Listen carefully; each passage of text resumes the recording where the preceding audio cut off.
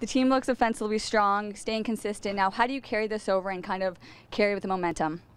Yeah, I think the performance against Charleston on the Friday, getting that first goal, you could probably see with young players it was playing on their minds a little bit in terms of 4 games at home and no goals scored. So I think it was a bit of a relief, and now they can push forward.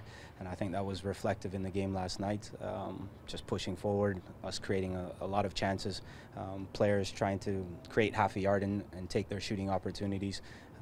So it was positive to see. And do you think yesterday's success will make friendlies become a reoccurring thing?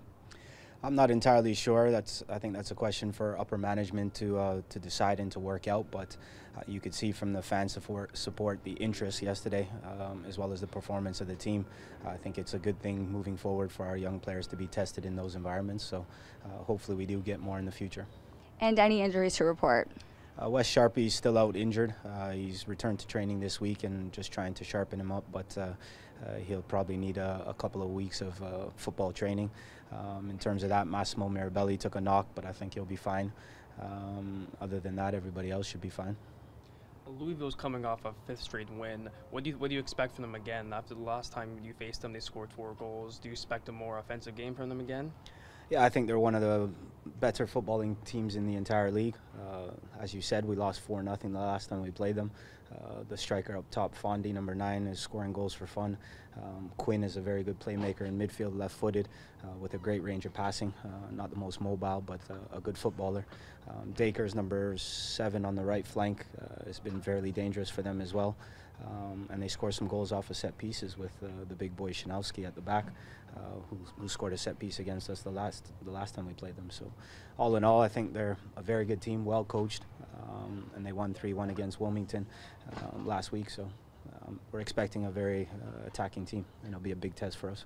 What do you think your side has to do to stop them from scoring all these goals? Do you think you have to be more defensive aware, or do you think you're just going to wait for the counterattack? I would say defensive awareness is important as well. We have to know of their strengths, but not to fear anybody. We also have to be able to keep possession of the ball, as we did last night. If we can take that into the game against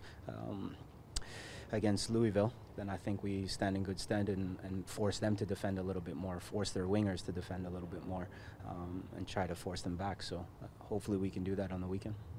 You guys had a record attendance yesterday with over 1,000 people. How important is it to have the great support of the fans there yesterday, even though it was a friendly? Yeah, even though it was a friendly, AS Roma carries a certain brand to them as well. We play up in Vaughan, so you could be sure that there was quite a few Italians out supporting the team.